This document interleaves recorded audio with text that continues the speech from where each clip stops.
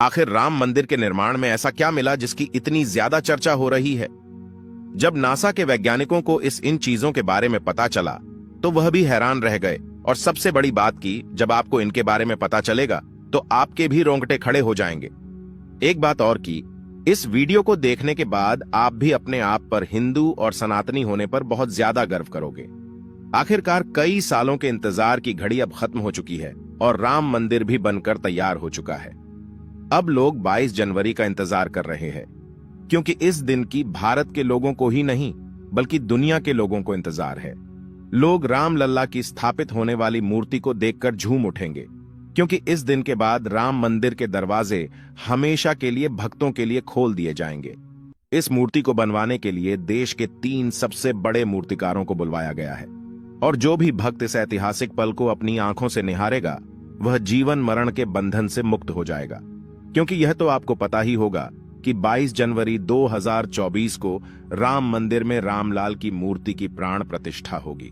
लेकिन यह मंदिर तो बनकर भले ही तैयार क्यों ना हो गया हो, लेकिन इसके निर्माण के समय कई ऐसे चमत्कार हुए हैं, उसे देखकर मंदिर के पड़ती समेत कई लोग दंग रह गए हैं। यहां तक इन चीजों को देखकर नासा के वैज्ञानिकों ने तो अपना सर ही पकड़ लिया है, और तो और वह एक ऐसी गहरी सोच में पड़ गए हैं कि मानो उन्होंने कोई भयानक चीज देख ली हो। आज की इस वीडियो में हम राम मंदिर के बनते वक्त हुए उन चमत्कारों और रहस्यमयी चीजें के बारे में आपको बताएंगे, जिसे सुनकर शायद आप भी यकीन ना कर पाओ। आपको बता दें कि जब यहां मंदिर निर्माण का काम चल रहा था तब एक 1200 खांभों की ड्राइंग तैयार करवाई गई और अमेरिका से एक विशिष्ट वैज्ञानिकों की टीम को बुलवाया गया ताकि वे इसका निरीक्षण करके होने वाली हर एक कमियों को दूर कर दे और राम मंदिर की शान में 4 चांद लगा दे। लेकिन जैसे ही राम मंदिर के निर्माण के वक्त वहां की धरती को खुद गया, तब उस धरती से एक ऐसी वस्तु निकली कि उसे BCC देखकर सभी के होश उड़ गए। और उसे चमत्कारी और दिव्या वस्तु ने न सिर्फ उन वैज्ञानिकों के होश उड़ाए बल्कि भारत सरकार को भी हिलाकर रख दिया, जिसके बाद तुरंत एक कमेटी बनाई गई और उसकी जांच के लिए लगा दी। लेकिन उसके बाद कुछ ऐसा हुआ कि वे सभी भी प्रभु श्री राम के भक्त बन गए। दरअसल यह बात है राम मंदिर के निर्माण के समय की, जब अमेरिका से थॉमस नाम के एक वैज्ञानिक भारत में राम मंदिर निर्माण कार्य के दौरे पर आए हुए थे। यहां आकर उन्होंने देखा कि राम मंदिर का निर्माण कार्य तो काफी चल रहा है, जिसके बाद उन्होंने अपना रूटीन काम फिर से करना शुरू कर दिया और अपना काम करना शुरू कर दिया। अपने काम करने के दौरान जैसे ही उनकी नजर मंदिर परिसर की तरफ गई तो उन्हें एक ऐसी जगह दिखाई जहां पर वहां धरती नरम पड़ी हुई थी। देखने में वह धरती वहां की जगह से पूरी अलग ही दिख रही थी। थॉमस को अपनी अंतरात्मा से कुछ अलग सी प्रेरणा मिलने लगी और तुरंत थॉमस ने अपने मजदूरों को वहां की खुदाई करने को बोल दिया। एक बार के लिए तो मजदूर भी हैरान हो गए कि ऐसी धरती की वह खुदाई क्यों करवा रहे हैं, लेकिन मजदूरों को तो उनका ऑर्डर मानना ही काम था, इसलिए उन्होंने बिना कुछ सवाल किए खुदाई शुरू कर दी। जैसे ही वहां पर खुदाई शुरू हुई, कुछ ही देर बाद उस धरती से पानी का प्रवाह शुरू हो गया। उस बहते हुए पानी को देख खुदाई करने वाले मजदूर परेशान हो गए, क्योंकि पानी के अंदर खुदाई करना मुश्किल ही नहीं बल्कि नामुमकिन सा हो जाता है। लेकिन जब इस पानी का सर्वेक्षण किया तो पता चला है कि यह पानी तो पास ही में बह रही सरयू नदी का पानी है। वे लोग यह समझ नहीं पाए कि यह माता सरयू का आशीर्वाद है कि वह खुद राम मंदिर की निर्माण में सहयोग कर रही थी। इस पानी ने सभी वैज्ञानिकों को एक गहरी सोच में धकेल दिया। वे यह सोचने लग गए कि अगर ऐसे ही पानी निकलता रहा तो जहां एक भव्य मंदिर बनवाना कोई हंसी खेल की बात नहीं थी। उस समय सभी के दिमाग में एक ही बात थी कि सरयू नदी का मंदिर की भूमि के नीचे मिलना कोई चमत्कार है या फिर कोई कुदरत का करिश्मा, यह कोई भी नहीं जानता था। आखिरकार जब कोई भी समाधान नहीं मिला तब सभी मिलकर श्री राम से प्रार्थना करने लगे, क्योंकि जाहिर सी बात थी जब तक वो माता सरयू के पानी की धारा बंद नहीं होगी तब तक आगे का काम शुरू नहीं किया जा सकता था। लेकिन अगले ही दिन श्री राम ने उनकी पुकार सुन ली और माता सरयू का पानी स्वतः ही बंद हो गया और एक बार फिर राम मंदिर का निर्माण कार्य जोरों शोरों से शुरू हो गया। और यह काम इस कदर चला कि अब यहां अपने अंतिम छोर पर पहुंच चुका है, या यूं कहें कि यह पूरा तैयार ही हो गया है और 22 जनवरी को यहां श्री राम की प्राण प्रतिष्ठा भी की जाएगी। यह मंदिर इतना भाव बना है कि इस देखने के लिए भारत सरकार ने यहां पर एक अंतर्राष्ट्रीय हवाई अड्डा भी बनवाया है, ताकि देश और दुनिया के लोग सीधे ही यहाँ पर आ सके और इसे देख सकें। यह मंदिर तो आप कभी भी देख सकते हैं, लेकिन अब सवाल यह है कि जब पुराने समय में यहाँ पर राम मंदिर था, वह कैसा दिखता था, जिसे तोड़कर बाबर ने बाबरी मस्जिद बनाई थी। उसे राम मंदिर का निर्माण आखिर किसने किया था? क्योंकि यह रहस्य आज तक सीमित लोगों को ही पता है, ज्यादातर लोगों को इसके बारे में कुछ भी मालूम नहीं है। तो चलिए आज मैं आपको इसका पूरा रहस्य इस वीडियो के माध्यम से बता देता हूं, तो बने रहेगा हमारे साथ वीडियो में एंड तक। आखिर उस समय भगवान राम की नगरी अयोध्या को किसने बनाया था? यह पवित्र नगरी हिंदुओं के लिए बहुत ही ज्यादा महत्वपूर्ण है, क्योंकि यहां पर स्वयं प्रभु श्री राम का जन्म हुआ था, इसलिए इसे राम जन्मभूमि भी कहते हैं। इतिहासकारों के अनुसार कौशल प्रदेश की प्राचीन राजधानी अवध को कालांतर में अयोध्या और बौद्ध काल में साकेत कहा जाने लगा। अयोध्या मूल रूप से मंदिरों का शहर था।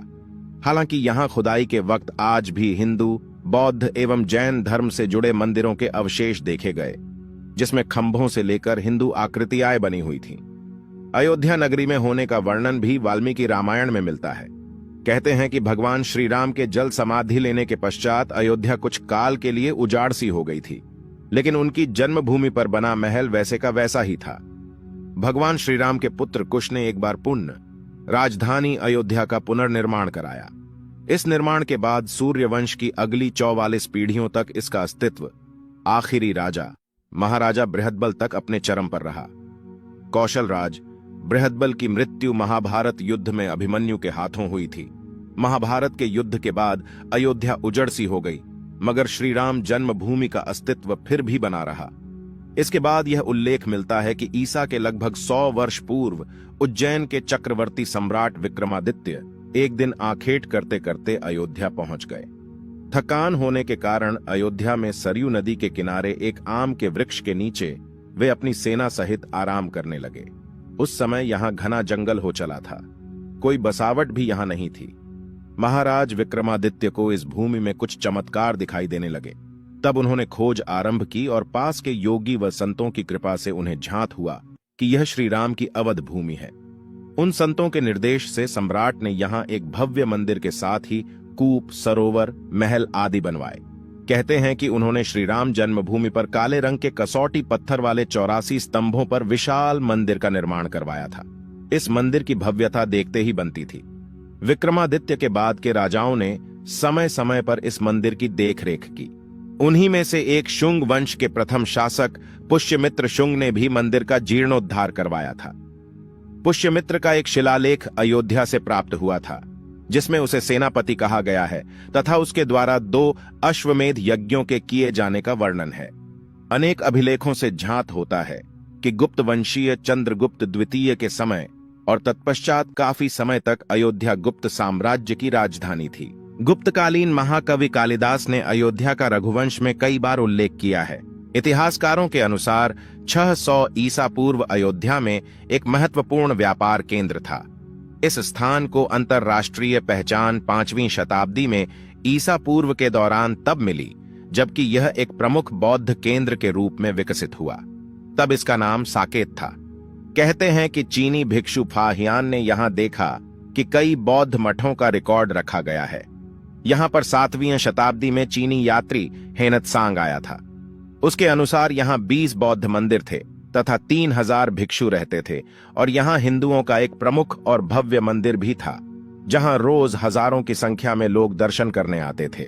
इसके बाद ईसा की 11वीं शताब्दी में कन्नौज नरेश जयचंद आया तो उसने मंदिर पर सम्राट विक्रमादित्य के प्रशस्ति शिलालेख को उखाड़कर अपना नाम लिखवा दिया। पानीपत के युद्ध के बाद जयचंद का भी अंत हो गया। इसके बाद भारतवर्ष पर आक्रांताओं का आक्रमण और बढ़ गया। आक्रमणकारियों ने काशी, मथुरा के साथ ही अयोध्या में भी लूटपाट की और पुजारियों की हत्या कर मूर्तियां तोड़ने का क्रम जारी रखा। लेकिन 14वीं सदी तक वे अयोध्या में राम मंदिर को तोड़ने में सफल नहीं हो पाए। विभिन्न आक्रमणों के बाद भी सभी झंझावातों को झेलते हुए श्री राम की जन्मभूमि पर बना भव्य मंदिर 14वीं शताब्दी तक बचा रहा। कहते हैं कि सिकंदर लोदी के शासनकाल के दौरान यहां मंदिर मौजूद था। 14वीं शताब्दी में हिंदुस्तान पर मुगलों का अधिकार हो गया और उसके बाद ही राम जन्मभूमि एवं अयोध्या को नष्ट करने के लिए कई अभियान चलाए गए। अंततः 1527 से 28 में इस भव्य मंदिर को तोड़ दिया गया और उसकी जगह बाबरी ढांचा खड़ा किया गया। कहते हैं कि मुगल साम्राज्य के संस्थापक बाबर के एक सेनापति ने बिहार अभियान के समय अयोध्या में श्री राम के जन्म स्थान पर स्थित प्राचीन और भव्य मंदिर को तोड़कर एक मस्जिद बनवाई थी, जो 1992 तक विद्यमान रही। बाबरनामा के अनुसार 1528 में अयोध्या पडीडी ढाव के दौरान बाबर ने मस्जिद निर्माण का आदेश दिया था। अयोध्या में बनाई गई मस्जिद में खुदे 2 संदेशों से इसका संकेत भी मिलता है। इसमें एक खास तौर से उल्लेखनीय है। इसका सार है, जन्नत तक जिसके न्याय के चर्चे हैं, ऐसे महान शासक बाबर के आदेश पर दयालु मीर बकी ने फरिश्तों की इस जगह को मुकम्मल रूप दिया। हालांकि यह भी कहा जाता है कि अकबर और जहांगीर के शासनकाल में हिंदुओं को यह भूमि एक चबूतरे के रूप से सौंप दी गई थी, लेकिन क्रूर शासक औरंगजेब ने अपने पूर्वज बाबर के सपने को पूरा करते हुए यहां भव्य मस्जिद का निर्माण कर उसका नाम बाबरी मस्जिद रख दिया था।